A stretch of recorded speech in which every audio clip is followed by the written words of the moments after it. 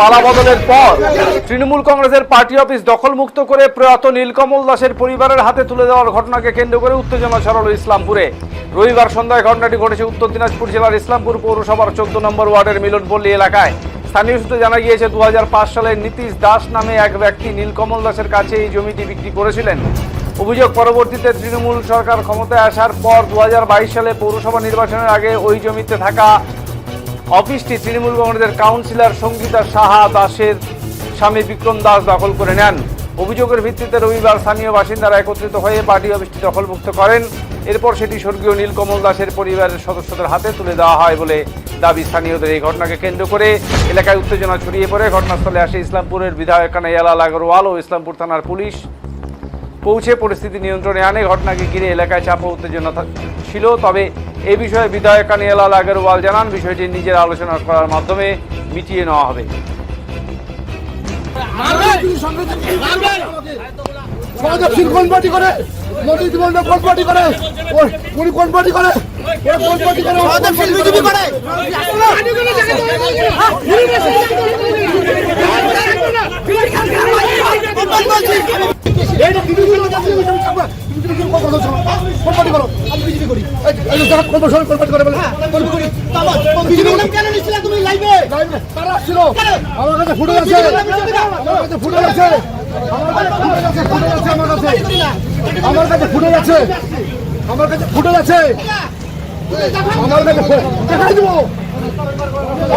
এটা তো একটা ভদ্র সমাজ না,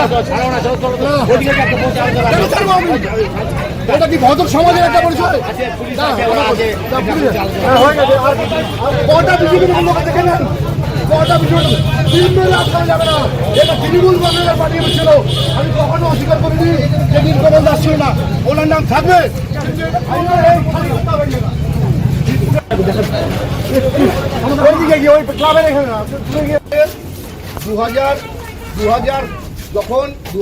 2020 সালে 21 সালে বলছি যে আজকে এখানে দেখা যাচ্ছে যে আপনার বাবার নামে আর কি সিটি ভবনের একটা পোস্টার লাগানো হচ্ছে।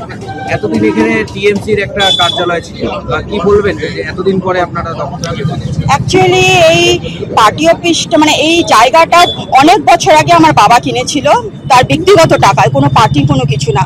তো বাবা এখানে বসতো। তারপরে আমার আমার মা আমাদের এখানে 10 বছর ওয়ার্ড কাউন্সিলর ছিল। সেই সময় বাবা এটাকে পার্টি অফিস হিসাবে ব্যবহার করতো, টিএমসি পার্টি অফিস বাবাকে ইউজ করতে সেভাবে। তারপরে হলো হচ্ছে যাই হোক, পরে তো পরে এই সবাই চায় এটা আর পার্টি অফিস কেউ এটা রাখতে চাচ্ছে না। সবাই এটা বাবার নামে স্মৃতি ভবন করে এখানে জাতি ধর্ম বিশেষ সবাই এসে যাতে বসতে পারে, কোনো রাজনৈতিক রং লাগাতে চাইছে না কেউই। তো সেই এতেই সবার এটা মনের ইচ্ছা দীর্ঘদিন থেকে যে বাবার নামে স্মৃতি ভবন করবে, তাই আজকে সেই স্মৃতি ভবনটা করা হলো। আপনার বাবা যখন এখানে এই ঘরটিকে যখন করেছিলেন সেই সময় কি উনি কাউন্সিলর মা আপনার বা বাবা কাউন্সিলর ছিলেন? হ্যাঁ, আমার মা ওয়ার্ড কাউন্সিলর ছিল সেই সময়। কোন দলের ছিলেন উনি? অ্যাকচুয়ালি ওইটা তো অনেক বছর আগে, তখন ওটা কংগ্রেসের হবে। কংগ্রেস থেকেই তো আমাদের ইসলামপুর পৌরসভা পরে তৃণমূল কংগ্রেসে আসে, তখন ওটা কংগ্রেসের ছিল। সেই সময় কি এটা কোনো দলীয় কার্যালয় ছিল নাকি এমনি? না না, বাবা এখানে বসতো। বাবা বরাবরই দশের কাজ করতে ভালোবাসে, জীবনে এত দান করেছে জীবনে যে, কিন্তু কোনো কিছু বাবার কোনো ফটো তুলে রাখবো, বিজ্ঞাপন দেবো এরকম সে কোনোদিনই ভাবেনি। সারা জীবনই বাবা সবার জন্য, খালি মিলনপল্লী না আশেপাশের বিভিন্ন গ্রামেও বাবা অনেক কিছু করেছে। তো বলছি যে তারপরে কি হলো, হঠাৎ এটা কি বাবা মারা গেল 2020-তে কোভিডে মারা যাওয়ার পরে তারপরে বর্তমানে যে আমাদের এখানে সে হলো সেখানে বসতো, তার সাথে আরো পাড়া থাকতো। আমি তো পার্টি অফিস হয়তো আসি না, আমি তো অত বলতে পারবো না। বলছি যে আপনার বাবার সময় এটা পার্টি অফিস ছিল না? না, বাবার সময় পার্টি অফিস ছিল। প্রথমে বাবাটা এমনি বসতো, পরে যখন মা ওয়ার্ড কাউন্সিলর হয় তখন বাবাটিকে পার্টি অফিসে হইতে বলতো। পরে আর কি টিএমসির পার্টি হ্যাঁ, পরে টিএমসির পার্টি অফিস হয়ে যায়। কি নাম আপনার? আমার নাম নবনীতা দাস। আজকে তো সাধারণ মানুষরাই এখানে মানে আর কি হ্যাঁ, এখানে কোনো রাজনীতির কোনো রং নেই এখানে। বলছি যে আজকে এখানে দেখা যাচ্ছে যে আপনারা একত্রিত হয়েছেন এবং বিভিন্ন পোস্টার ব্যানার অফিস থেকে খুলে দেওয়া হচ্ছে, কি বিষয়ে? বিষয় হচ্ছে এই ঘরটা যেহেতু নীলকমল দাস মহাশয়ের কেনা, উনি ওনার তত্ত্বাবধানে এই ঘরটা হয়েছে। ঘরে প্রতিটা কোনায় কোনায় ওনার নাম আছে। আপনি প্রতিটা ইট খুলে দেখতে পারবেন যে ওনার নাম আছে।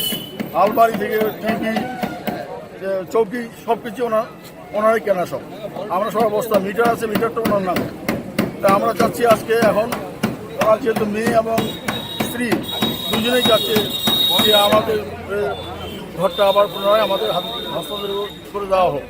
আমি চেয়ারম্যান সাহেবকে বলেছি, কিন্তু পুরোটা কর্ণপাত করেননি। আমি বলেছি একটাই কথা ওনাকে, বেশি দিন কিন্তু আটকে রাখতে পারবো না। জনগণ ক্ষিপ্ত হয়ে আছে যে নীলকমল দাসের নামে যে ঘর, সেটা নীলকমল দাসের নামে যেন হয় স্মৃতি ভবন। সেখানে কোনো পরিবেশ থাকবে না, দলমত নির্বিশেষে সবাই বসতে পারবে। এই জন্য আমরা আজকে এতদিন কি বসতে পারতো না সবাই? না, সবাই বসতে পারতো না। শুধু মুসলিমও ওনাদের কাউন্সিলর প্রতিনিধি, মুসলিমও যারা গুণগ্রাহী লোক, তারাই বসতে পারতো। এই মুহূর্তে দেখা যাচ্ছে যে ভেতরে যে পার্টি অফিসের যে বিভিন্ন পোস্টার ব্যানার ছিল বা যাই ছিল সেগুলোকেও খুলে বের করে দেওয়া হচ্ছে। হ্যাঁ, কোনো পার্টির বই থাকবে না, কোনো এখানে পার্টির কোনো সিম্বল থাকবে না ভেতরে।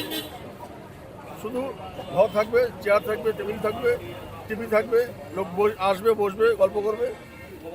এতদিন তো মানে এই জায়গাটি, এই অফিসটি এতদিন কি নামে পরিচিত ছিল আর কি, এখন নতুন করে একটা ব্যানার লাগানো হচ্ছে। আগে তো তৃণমূল কংগ্রেস কার্যালয় ছিল, এখন আপনারা কি এখন হলো নীলকমল স্মৃতি ভবন। ঠিক, এখন থেকে কি এই নামেই থাকবে, এই ঘরটা ব্যবহার করা হবে? ব্যবহার করা হবে। আগে কেন কিছু করেননি, এতদিন পরে কেন? আগে আপনার সবাই তো অবগত আছে, আমাদের তো ভালো জানেন, প্রেস মিডিয়া, ইলেকট্রিক মিডিয়া সবাই জানেন, শাসকের তখন আইন ছিল, বললেও কর্ণপাত করতেন না, গুরুত্ব দিতেন না যে আমরা ক্ষমতায় আছি। এখন তো শাসকের আইন নয়, আইনের শাসন চলছে। তাই আমরা পুনরায় মাস্টারমশাইকে যে সম্মানটা ছিল ওইটা ফিরিয়ে দিলাম আবার জায়গাটা। বলছি যে আপনারা কি সাধারণ মানুষ হিসাবে এই ভবনটিকে মানে ঘরটিকে দখল নিলেন, নাকি এই মানে বিজেপির কর্মকর্তা হিসেবে? না না না, আমরা বিজেপির কি কোনো লোক আছে? বিজেপির কোনো লোক নেই, আমরা সাধারণ কর্মকর্তা হিসাবে আমরা এই 14 নম্বর ওয়ার্ডের এই মিলনপল্লীবাসী আমরা সবাই একত্রিত হয়ে এটা করলাম আজকে। কি নাম আপনার? নিখিল চন্দ্র দাস, অবসরপ্রাপ্ত শিক্ষক ও সমাজসেবী। আছেন জায়গার ব্যাপারটাতে, আর যেহেতু তখন আমরা কংগ্রেস করতাম, আমরা পার্টি অফিসের জন্য কন্ট্রিবিউট করেছিলাম। পরবর্তীকালে নীলুদাও টিএমসির ক্যান্ডিডেট হয়েছিলেন। নীলুদা করোনা যখন হয়েছিল তখন শেষ কথা নীলুদা আমার সঙ্গে বলেছিলেন, আমাকে বলেছিলেন যে না, শরীরটা খুব খারাপ আমার। তখন আমি ডক্টরের সঙ্গে কথা বলেছিলাম। তো এখন যেটা পরিস্থিতি আছে, নীলুদার ফ্যামিলি যারা আছেন ওনাদের সঙ্গে আমি কথা বলবো। আর আমাদের যেটা আইসি বলেছেন যে পুলিশ আইসি থানার তরফ থেকে লকটা করা হয়েছে, সেটাই আমি এখানে টাউনেও বাজে ওনাকে বলেছি যে লকটা থানার তরফ থাক, পরে আমরা আলোচনার মাধ্যমে মিটিয়ে নেব। আজকে 2000